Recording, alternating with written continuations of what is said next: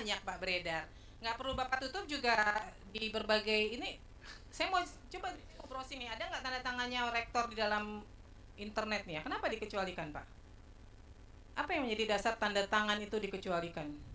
Kan kalau dipalsukan pemalsunya bisa digugat. Apa yang menjadi dasar coba? Pertimbangan KPU kemudian mengecualikan tanda tangan itu apa? Satu kali pencet aja Pak. Satu kali aja, pencet lagi. Sekali lagi. Tes. Ya. Baik, izin Ketua dan anggota Majelis yang mulia yang kami hormati. Jadi sebagaimana yang tadi sudah disampaikan oleh rekan kami bahwa pada dasarnya hasil uji konsekuensi yang dilakukan oleh KPU, PPD KPU, kemudian melahirkan hasil uji konsekuensi berupa keputusan KPU nomor 1075 tentang penetapan informasi berupa dokumen pencalonan presiden dan wakil presiden pemilihan umum berupa salinan ijazah sebagai informasi terbuka. Jadi basicnya hasil uji konsekuensi kemudian menyatakan bahwa informasi terkait dengan ijazah pencalonan terbuka. Karena ini kaitan dengan perdebatan pasal 18 ayat 2 yang kemudian huruf B-nya itu terkait dengan pengungkapan terbuka posisi. Semuanya? Ya, terbuka. Semuanya? Terbuka semuanya. Dalam artian KPU kemudian memaknai pasal 18 ayat 2 yang kemudian juga mengharuskan adanya pengecualian atas pengecualian. Meskipun basicnya kalau kita lihat di Undang-Undang KIP, khususnya pasal 17 huruf H angka 5 terkait dengan catatan riwayat pendidikan, baik itu formal maupun non formal, yang kemudian juga bisa dimaknai ijazah, itu bentuk Pak, salah satu itu, Pak. Saya paham. dokumen ini kan yang dikecualikan. Saya membaca dari hasil uji konsekuensi yang dilakukan oleh KPU. Di situ dikatakan pada diktum kedua bahwa informasi publik terbuka dan dapat diakses oleh publik yang mengandung materi dikecualikan. Berarti 9 poin ini kan dikecualikan, benar kan? Ya kan? Basicnya ya dikecualikan. Kan? Maka tadi saya tanya, terbuka semua. Tadi dijawab semua. Kalau terbuka semua berarti tidak ada yang boleh ditutupi. Ternyata kan mengandung materi yang dikecualikan nih. Pertanyaan saya baru bertanya 1 poin nih dari 9 atau 2 poin. Kenapa tanda tangan rektor dan tanda tangan dekan menjadi informasi yang dikecualikan? Apa yang menjadi pertimbangan? Izin yang mulia, jadi sebagaimana yang tadi kita sampaikan bahwa basicnya berdasarkan Undang-Undang KIP pasal 17 ayat. Emang ada Pak di Undang-Undang KIP terkait tanda tangan? Bukan, terkait dengan ijazah, dokumen ijazah, catatan riwayat pendidikan, baik itu formal maupun non formal, itu sebagai informasi yang dikecualikan karena menyangkut terkait dengan kapabilitas seseorang pribadi. Tapi kan Bapak harusnya mengacu ke pasal 17, pasal 18. Di situ ada dikatakan maka pejabat dari negara. Itu, kemudian kita mengacu pada pasal 18 ayat 2 yang menghasilkan keputusan atau uji konsekuensi ini. Betul. Jadi dokumen ijazah itu kemudian dapat dibuka oleh kepada pemohon informasi dengan catatan kita menggunakan pasal 4 Undang-Undang KIP terkait dengan hak-hak pemohon dalam memperoleh informasi. Ini ya, Bapak mengecualikan 1 dokumen ijazah ini Bapak nyatakan terbuka. Tapi di situ ada materi yang akan dihitamkan. Salah satunya adalah tanda tangan rektor. Maka Bapak harus melakukan kajian. Kenapa tanda tangan rektor menjadi informasi yang dikecualikan? Terbuka. Ini terbuka mengandung materi yang dikecualikan. Iya, basicnya terbuka. Iya. Yang kemudian sebelumnya mengandung informasi yang dikecualikan. Nah, sekarang boleh diakses seluruhnya. Boleh diakses seluruhnya. Namun karena pasal 18 ayat 2. Tapi kemudian KPU juga mengasih catatan yang selanjutnya cara untuk memperoleh informasi tersebut itu hanya dapat melihat dan diketahui saja. Kalau terbuka ngapain Bapak lakukan uji konsekuensi, Pak? Uji konsekuensi itu dilakukan untuk informasi yang Bapak nyatakan dikecualikan. Baik, izin yang mulia, uji konsekuensi yang sebelumnya kita lakukan itu atas perintah Majelis KIP yang kemudian memerintahkan kita dalam persidangan untuk melakukan uji konsekuensi. Yang sebelumnya tidak dilakukan. Seandainya informasi itu Bapak nyatakan dikecualikan, kan sekarang Bapak nyatakan terbuka. Kalau terbuka nggak perlu diuji, Pak. Yang diuji itu ketika mengandung informasi yang dikecualikan. Jadi saya bingung nih. Ini yang hadir uji konsekuensi juga sampai segini banyak juga. Nih, yang saya membaca dokumen uji konsekuensi, berarti yang akan saya temukan di sini adalah informasi yang dikecualikan oleh KPU. Kalau informasi terbuka, Bapak harusnya masukannya di DIP, bukan di sini, Pak. Siap yang mulia. Ini saya bingung nih jadinya membacanya nih. Ya. Sekarang saya balik ke instansi ini. Berkas pendaftaran, saya satu-satu ya. Berkas pendaftaran termasuk salinan legalisir ijazah terakhir yang digunakan oleh calon Presiden Joko Widodo saat mendaftar sebagai pasangan calon. Ini KPU punya semua dokumennya? Berkas pendaftaran termasuk salinan legalisir ijazah terakhir yang digunakan calon Presiden Joko Widodo saat mendaftar sebagai pasangan calon tahun 2014 dan 2019 ya, dan calon presiden dan wakil presiden. Punya semua dokumennya? Ada majelis. Ada ya? Ya. Nah, ini dinyatakan terbuka kan? Ya, terbuka. Berarti semuanya bisa diakses? Bisa. Semuanya? Iya. Tidak ada yang ditutupi? Iya. Oke. Kemudian informasi mengenai pihak atau lembaga yang melakukan legalisasi terhadap ijazah tersebut. Informasi mengenai pihak atau lembaga yang melakukan legalisasi terhadap ijazah tersebut. Berarti siapa tuh? UGM. UGM kan? Perguruan tinggi ya. Berarti terbuka kan? Terbuka.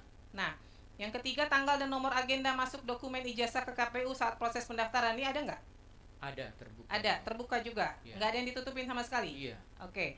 Informasi dan berkas hasil verifikasi keabsahan ijazah yang dilakukan oleh KPU pada instansi terkait, sekolah atau Dirjen Dikti.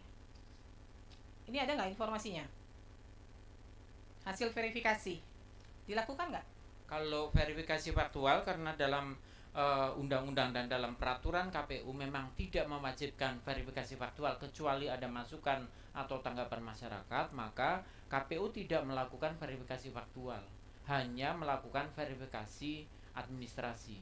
Berarti untuk pejabat publik, pejabat negara nggak wajib Pak, verifikasi faktual itu nggak wajib dilakukan? Berdasarkan undang-undang tidak, hanya administrasi, kecuali itu tadi, kecuali ada masukan atau tanggapan dari masyarakat atau dari publik, baru KPU melakukan verifikasi atau klarifikasi ke instansi yang terkait. Artinya di tahun 2014 dan 2019 tidak dilakukan nih, pada saat pendaftaran sebagai presiden tidak dilakukan. Kalau verifikasi administrasi dilakukan, tetapi Verifikasi faktual faktualnya secara tidak dilakukan. faktual tidak dilakukan.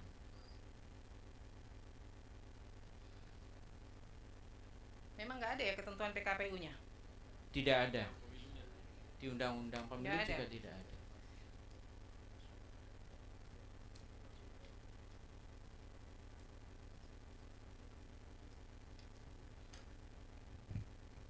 Nah terus kenapa Pak ini nggak bisa, kalau udah terbuka semua kenapa nggak dikasih waktu mediasi? Apa yang menjadi persoalan kemudian itu tidak bisa diberikan? Ya itu, kami menawarkan dengan cara seperti itu diperlihatkan, tetapi bahwa pihak pemohon tidak sepakat dengan seperti itu karena menginginkan adanya dokumen itu semuanya ada salinan yang bisa diterima begitu, dokumen. Ya kan kalau udah salinan. terbuka semuanya, apa yang menjadi pertimbangan kemudian nggak bisa diberikan salinannya kepada pemohon? Melindungi hak pribadi dengan data-data pribadi itu, dan kami dengan prinsip kehati-hatian itu. Pak, begini Pak, kalau di situ ada hak-hak pribadi, misalnya di dalam ijazah itu ada informasi pribadi yang harus dilindungi, maka itu kan bagian itu saja yang ditutup Pak. Tidak otomatis kemudian informasinya itu lalu nggak bisa diakses, menjadi rahasia, nggak bisa Pak. Kalau Bapak tunjukkan, sekarang kalau Bapak tunjukkan lah, ditutup nggak tuh kalau yang mengandung informasinya? Kalau Bapak nggak tutup, Bapak juga salah. Kalau mengandung informasi yang rahasia, sekalipun diperlihatkan Bapak tidak nutup, bisa saja Bapak digugat orang. Baik Yang Mulia, izin kami bertanya Yang Mulia. Silahkan. Menurut Yang Mulia, ketentuan pasal 17 huruf A angka 5 itu apakah mencakup ijazah atau tidak? Pasal 17, coba baca apa Pak? Saya nggak pegang undang-undang soalnya.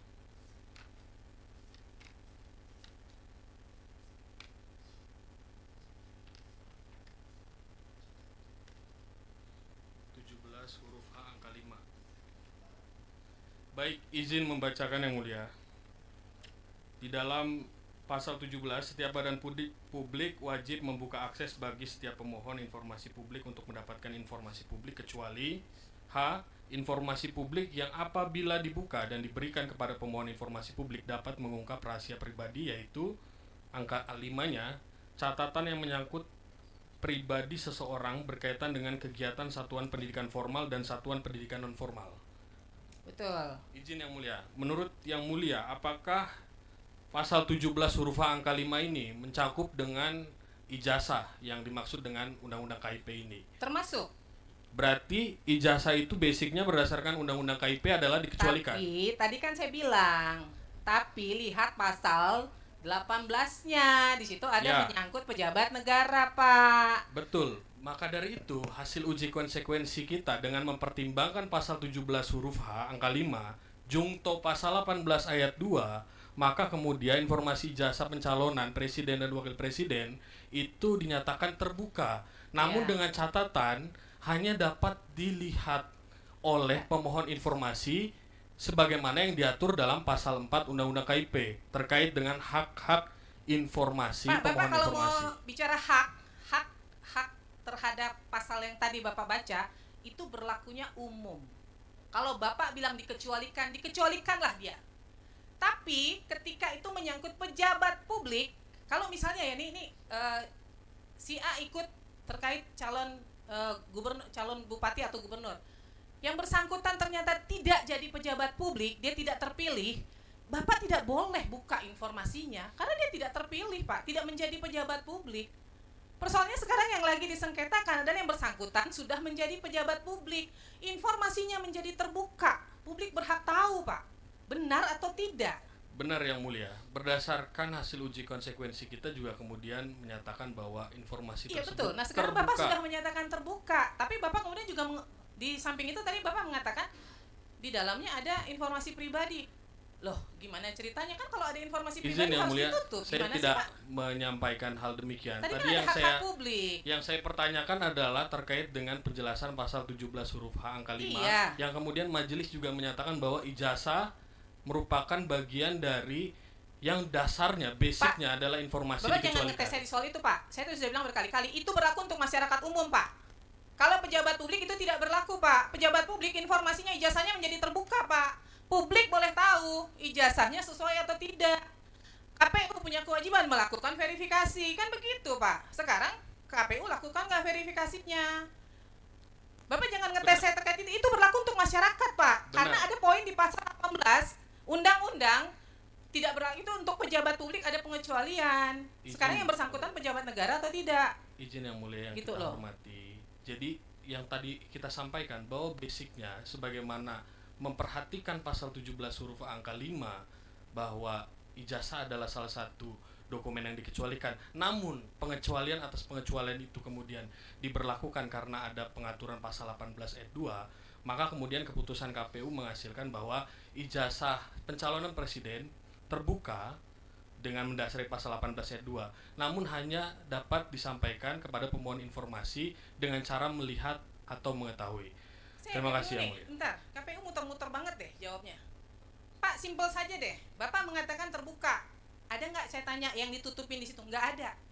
Kalau tidak ada yang ditutupi, informasinya terbuka. Sekarang apa yang menjadi kendala kalau itu kemudian diberikan salinannya gitu loh? Itu pertanyaan saya, tolong dijawab. Apa sih yang menjadi dasar kalau salinannya diberi? Bapak buka akses begini, dengan Bapak berikan salinannya, toh nggak ada beda. Pemohon juga bisa lihat semuanya gitu loh. Nah, kenapa kalau misalnya pemohon informasi dapatkan salinannya, apa sih yang menjadi persoalan di KPU itu apa? Itu tolong jawab saya bagian itu aja. Baik yang mulia. Jadi sebagaimana yang kemudian tadi juga sudah disampaikan bahwa sebagai lembaga negara kita juga harus berpegang teguh pada prinsip kehati-hatian.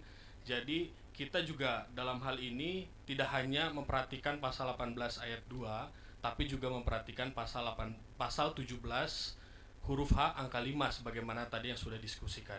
Izin yang mulia sekali lagi, begitu hasil uji konsekuensi yang kemudian dilakukan oleh KPU. Saya agak bingung ini ya. Terus terang, saya 12 tahun di KI, baru kali ini saya membingungkan sekali dengan sidang ini. Ya, uji konsekuensi itu tidak berlaku lagi, Pak, karena Bapak sudah menyatakan terbuka. Jadi tidak ada yang namanya hasil uji konsekuensi. Orang Bapak nyatakan terbuka kok informasinya. Uji konsekuensi itu hanya berlaku untuk informasi yang Bapak kecualikan. Nih kalau dalam ijazah ternyata di situ ada tanggal lahir yang Bapak nyatakan dikecualikan. Oke, Bapak lakukan uji konsekuensi bahwa di dalam ijazah yang menyangkut tanggal lahir adalah informasi yang dikecualikan. Itulah yang tertuang di dalam uji konsekuensi. Tapi kalau Bapak tadi sudah menyatakan semuanya terbuka, nggak ada yang namanya uji konsekuensi, Pak. Maka informasi 1, 2, 3, 4 itu wajib ada di dalam daftar informasi publik DIP, menjadi informasi terbuka. Yang namanya informasi terbuka, Bapak Ibu tidak bisa menerapkan prinsip kehati-hatian, karena dia terbuka, Pak. Berarti publik bisa mengakses. Nggak ada prinsip kehati-hatian di dalam informasi terbuka. Apalagi yang mau dihati-hatikan, terbuka kok. Gitu loh. Saya bingung nih. Agak bingung. Udah dinyatakan terbuka, tidak ada satupun yang dikecualikan, tapi kemudian pakai prinsip kehati-hatian. Nggak apa?